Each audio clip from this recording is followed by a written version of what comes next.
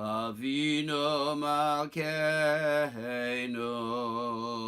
Chaneinu Vanenu. Hello fanatics, Crazy Russian Dad here with you, and it is Jewish New Year, Rosh Hashanah, or is it Rosh Hashanah? I still don't know, it's because I'm a bad Jew. And New Year's, I know it's year 5000 something, and I also know that it's something about like you need to eat apple with honey, there is some symbolism there and everything, but I know it's not a party.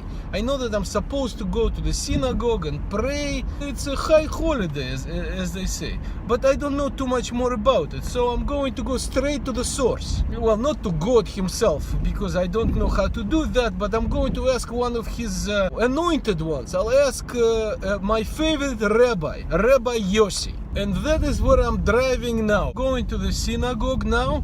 It's called the Chabad. I just love to say that word, Chabad. It's just like I'm feeling more Jewish already. We're going to ask Rabbi Yossi what's the story with Rosh Hashanah, how to pronounce it, what's the deal, and what is this holiday all about. And as you can see, I'm dressed nicely, put on my best jacket, normally reserved for meeting clients, but I'm about to meet with a religious leader, and you have to be respectful towards religion, even if it's your own, maybe especially if it's your own.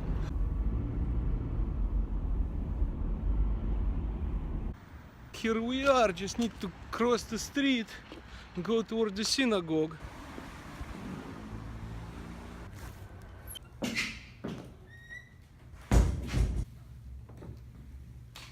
Looks like everything's ready for the services. Very beautiful.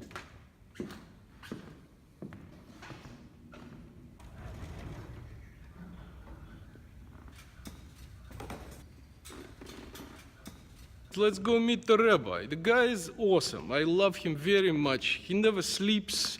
He's got Facebook and Twitter and all of those things. Welcome. Is that your office? This is my office. Things are a little hectic, but I'm happy to spend a couple of minutes with you. Thank you. Well, is it Rosh Hashanah or Rosh Hashanah? It's both. It's not so much how you pronounce it. It's much more important that you show up and that you are present and that you connect with your soul and you connect with your community and that you remember that there's a God in the world that's taking care of us, that's there for us. What's the nature of this holiday, I guess?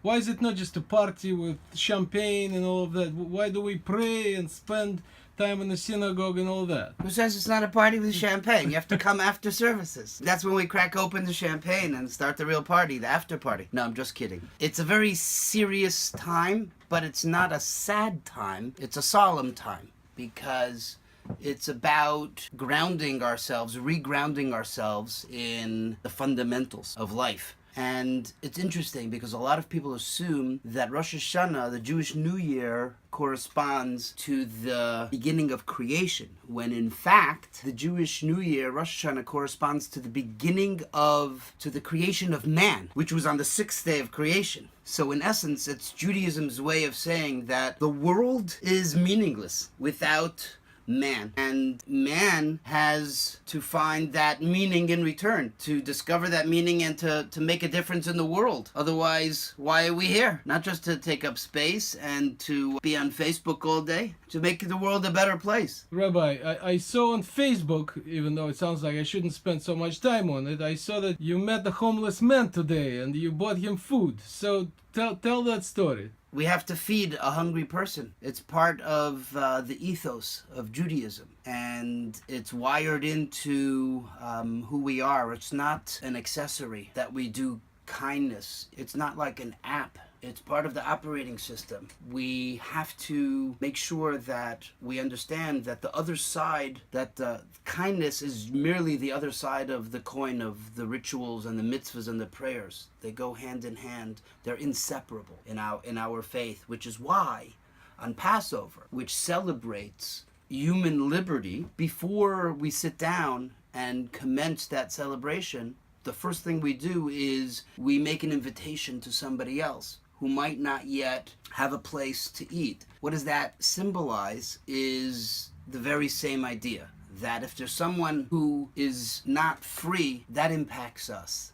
You know the famous story of the person who's in the boat. He takes out a drill and he starts drilling a hole under his seat. So the guy next to him says, Shorty Jalish, what are you doing? He says, what do you mean? I'm drilling a hole in my seat. He says, well, the water is going to come in. You can't do that. He says, I can do whatever I want. It's my seat. I bought it. And obviously, there's no such thing as drilling a hole under your seat that doesn't ultimately sink the entire ship. And it works in reverse as well. As we say, the rising tide raises all the ships. That's what Rosh Hashanah is about. It's about trying to connect also on a human level and bringing the light into the world that we are entrusted to bring into the world. I understand you did some volunteering work at Louisiana. What was that about? What was that like? What did you see? What did you do? We went out there with 16 people after the recent flooding, and the devastation was horrific. And we just got out there, rolled up our sleeves, and we joined the Red Cross and were able to go around and give people food. And the next day, we worked with a disaster relief organization. We emptied out a woman's house that was flooded, and once it was all emptied out, we took apart the walls that were filled with mold and ruined, brought the house back down to the studs, so that then somebody could come back in and rebuild. What was the best way to prepare for the high holidays. What is the prayer? Can you teach me how to pray? Avinu Malkeinu Chaneinu Vaneinu Avinu Malkeinu Chaneinu Vaneinu Ki ein banu masim Asei imanu Tzedakah v'chesed Asei imanu Tzedakah v'chesed v'hoshiyenu. I'm here all week. You can catch me tomorrow. Whoa, just taking a walk, feeling so inspired. I love this rabbi, I love this man. Man of light, man of God, man of wisdom, man of humor. By the way, little secret, he's also a man of the motorcycle. He rides a motorcycle. Didn't let me take a picture of his helmet. You know, I guess he wants to be thought about as a venerable rabbi and everything, but he rides a motorcycle. See, you can ride a motorcycle and be a rabbi. I guess this Judaism thing is pretty cool, if I may say so myself. You know, maybe I'm not such a bad Jew after all. Shana Tova. Avinu Malkeinu Chaneinu